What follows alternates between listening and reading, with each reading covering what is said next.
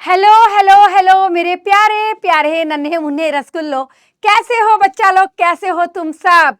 और बेटा टेंशन हो रही है, थोड़ा सा तनाव और थोड़ी सी परेशानी। यस, कैसे लाए 95 प्लस।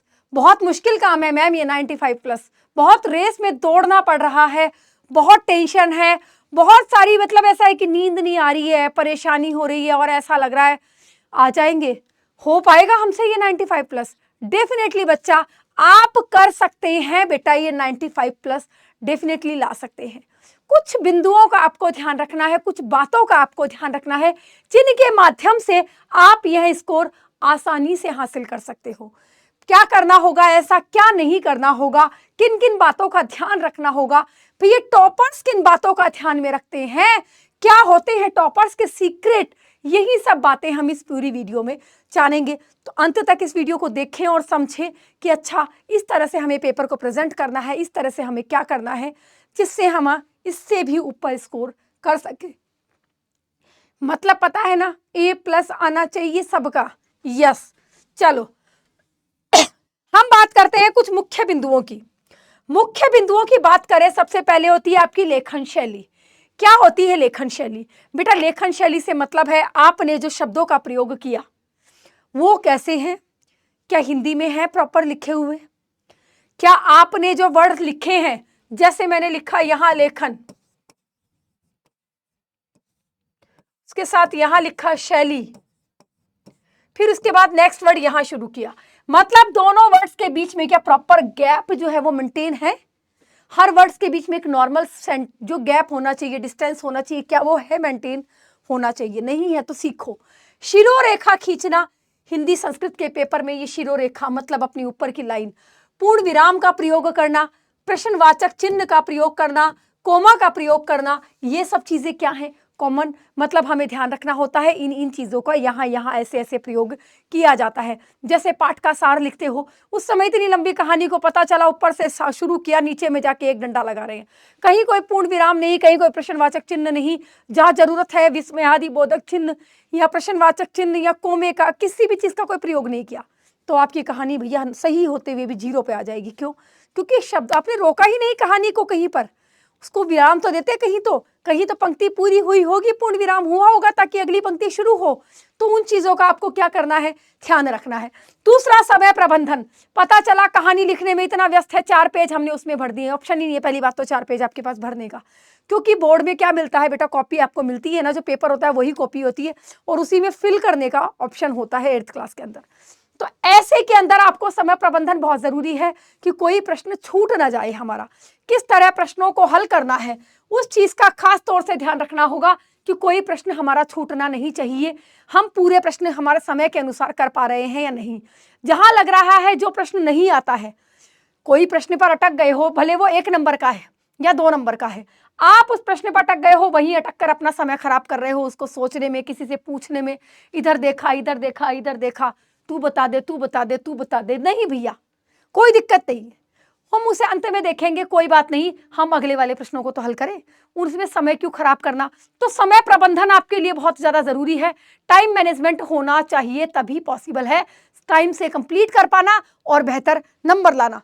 और बेटा सीमित शब्दों का प्रयोग, किसी भी शब्द में, किसी भी प्रश्न में जब पूछा जाता है कितने शब्दों में उत्तर देना है, कोशिश करो उतने ही शब्दों का प्रयोग किया जाए, उससे अधिकांश ना हो और उससे कम भी ना हो। 1 पेज में उत्तर देना तो 1 पेज में ही दो, ऐसा नहीं पता चला 3 पेज भर दिए हैं एक की जगह। नहीं, क्यों करना है? मतलब लाइनें हमारे को कहाँ तक मिली हुई है, यहाँ तक मिली हुई है, और हम क्या कर रहे हैं, उसके यहाँ भी भर रहे हैं, यहाँ भी भर रहे हैं, यहाँ भी भर रहे हैं। नहीं करनी ऐसी हरकत। जितना दिया गया है पहले ही उस तरह उतना शुरू करो। कई बच्चे क्या करते हैं, शुरू तो करेंगे कैसे, ऐसे राम, एंड में आके पता क्या करेंगे, इतने बारीक शब्दों में वहां से शुरू किया, यहां पहुंच गए हैं, जो टीचर को भी सोचने लगे यहाँ पे तो इतना बड़ा, यहाँ इतने छोटे से। पहले से ही सही तरह से शब्दों का प्रयोग करके लिखो कि भैया मेरा पूरा का पूरा पेपर उस सीमित शब्दों के अंदर काम हो जाए, एक्स्ट्रा कुछ भी ना हो और बचे भी कुछ ना। फिर साफ सुथरा लेखन, यस, जैसे कुछ लिखा, जैसे राम शब्द लिखा, अब आपको कट लगाना है, सिंगल कट लगाओ छोड़ दो, या तो इरेज करने का ऑप्शन है तो ठीक है, अदरवाइज सिंगल कट लगाओ छोड़ दो। बच्चे क्या करते हैं हमारे लाडले, गुचड़ मुचड़, इसको ऐसे ऐसे ऐसे ऐसे सारा फ्रस्ट्रेशन उस क्वेश्चन पे निकाल देंगे, उस वर्ड पे, उसको बेचारे को घिस देते हैं, चाहे छेद हो जाए कॉपी में। मत किया करो ऐसी हरकतें, गलत होता है, इसको घुचड़ पुचड़ नहीं करने का है। क्या करोगे, सिर्फ सिंगल कट, जैसे राम शब्द लिखा, सिंगल कट लगाया, ऐसे सिंगल कट लगा के कट हो गया तो उसको छोड़ दो बस। ऐसा भी नहीं पूरे क्वेश्चन कोशिश करो, पहली बात तो गलतियां हो नहीं, होती है तो कोई बात नहीं, शब्द को हल्का सा कट लगाओ और छोड़ दो, बात खत्म। मुख्य बिंदु जो आपको बताने हैं उनको हाईलाइट करने के लिए किसी प्रकार के हाइलाइटर का प्रयोग नहीं करना, किसी अदर पेन का प्रयोग नहीं करना। ब्लैक पेन और ब्लू पेन, दो ही पेन यूज करने होते हैं, पता है ना। ब्लैक पेन से अंडरलाइन बनाओ या फिर उसे ब्लैक पेन से लिख दो, अपने आप हाईलाइट हो जाएगा। उसके ऊपर किसी हाइलाइटर का प्रयोग करना, उसके आगे पीछे को डिजाइनें बनाना, कुछ नहीं करना ये सब चीजें, ठीक है। ध्यान रखना, साफ सुथरा रखना अपना लेखन शैली। तनाव से दूरी भैया, डर से दूरी, यस ये बहुत जरूरी है बेटा। और सबसे महत्वपूर्ण चीज रह गई है हमारी, आत्मविश्वास अपना बनाए रखो, वो बहुत जरूरी है भैया। वो डगमगा गया तो भाई साहब बहुत ही दिक्कत हो जानी है। क्या बहुत ही दिक्कत हो जानी है बेटा। आपका आत्मविश्वास ही आपके लिए सर्वोत्तम है, आपको आगे बढ़ने के लिए सहायता देगा। वह आत्मविश्वास नहीं है और उसकी जगह तनाव है या डर है, आपको ये जितना पेपर आता है ना वो भी आप क्या करोगे, छोड़ दोगे, क्योंकि आपके मन में डर है, मैंने लिखा और गलत हो गया तो नहीं लिखना, छोड़ ही देता हूँ। तो ऐसी गलती क्यों करनी, कोई बात नहीं, डरो मत, पर सिचुएशन से डरना और तनाव लेना कभी भी समस्याओं का समाधान नहीं होता। समस्याओं के लिए लड़ना आवश्यक होता है, लड़ने के लिए अपने भीतर आत्मविश्वास का होना जरूरी है। यहाँ किसी से फाइट नहीं करनी, यहाँ अपने आप से फाइट है। किस चीज में, पेपर में लिखने की। तो वो चीजों का ध्यान रखो। कुछ बच्चे क्या करते हैं भैया, नोट शोट चिपकाई देते हैं पेपर में, गलती मत करना मेरे लाडलो, डिबार हो जाओगे। चीटिंग करने का कतई प्रयास मत करना, कतई भी भैया, साफ कह रही हूं, ये पॉइंट खास तौर से ध्यान रखना।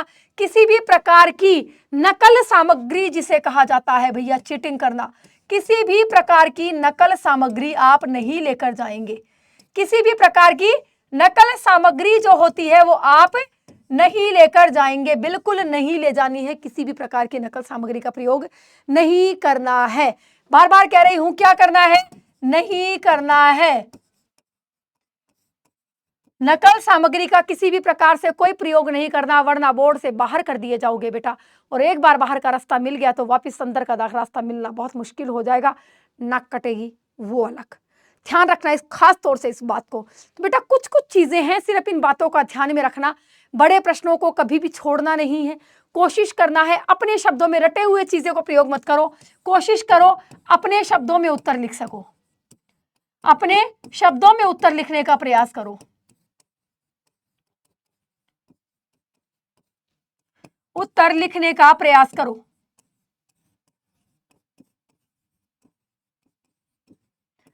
अपने शब्दों में लिखने का बोले तो अगर किसी में हिंदी में उत्तर लिखना है, जैसे कहानी का सार लिखना है, तो रटा हुआ मत लिखो। उस लाइन में यहाँ पे लाइन था और एक वर्ड भी भूल जाते हो ना रटा हुआ, बेटा सारा खराब हो जाता है, फिर कुछ याद ही नहीं आता, क्योंकि ऊपर का एक वर्ड भूला, पूरा टाइटाए फिस, मामला साफ, फिर क्या हो जाता है, गड़बड़ हो जाती है। तो अपने शब्दों में आपको कहानी याद है, हम अपने शब्दों से भी कहानी को बनाकर लिख सकते हैं। एक कथा सार की बात नहीं कर रही हूँ, सारे ही पेपर में आपको कोशिश करनी है अपने शब्दों में तसल्ली के साथ, पेशेंस के साथ उत्तर देना है बेटा। छोटी छोटी चीजें आपके लिए बहुत मायने रखती हैं, टॉपर्स इन बातों का ध्यान रखते हैं। ये छोटी छोटी चीजों को माइनर मिस्टेक भी ध्यान में रखते हैं। अशुद्धियां जहां होती हैं उसको बार बार लिखो, बार बार उसे मिटाओ, कोई दिक्कत नहीं है। रफ कॉपी में लिखो, बार बार 5-5, 10-10 बार लिखो रफ कॉपियों में शब्दों को, और उसकी प्रैक्टिस करो कि कब मुझे इस शब्द में बार बार दिक्कत आ रही है, रीचेक करो अपने आप को। अंत में कॉपी को इतना समय बचा के रखो 10 मिनट की, आप अपनी कॉपी को रीचेक कर सको कि मैंने कितने क्वेश्चन छूट तो नहीं गया, मेरा कोई प्रश्न रह तो नहीं गया है, कहीं मैंने कोई गलत उत्तर तो ना लिख दिया है। अपने क्वेश्चंस को वापस रीचेक करना बहुत ज़रूरी है पेपर को, तो उसके लिए कम से कम अंत में 10 मिनट समय निकाल के रखो कि मुझे रीचेक करना है, ठीक है। पेशेंस के साथ पेपर दो, मेरी ढेरों शुभकामनाएं आपके साथ है बच्चा, और मुझे पता है आप बहुत अच्छा बेहतर प्रदर्शन करेंगे। अपने आप को कभी भी मार्क्स के नाम से डराओ मत, बट हाँ कोशिश करो हम बेहतर कर सके, हमारी ओर से बेहतर प्रयास करना हमारा कर्तव्य है, लेकिन मार्क्स के नाम से डर जाना वो भी उचित नहीं है ना। तो इस चीज़ का भी खास तौर से ध्यान रखो। बेस्ट ऑफ लक, बहुत बहुत सारा प्यार and all the best all of you. मिलते हैं जल्दी ही, तब तक के लिए tata bye bye and love you बच्चा। बस आगे बढ़ते रहो, खूब तरक्की करो, माँ सरस्वती का आशीर्वाद आप सभी पर बना रहे। शुक्रिया।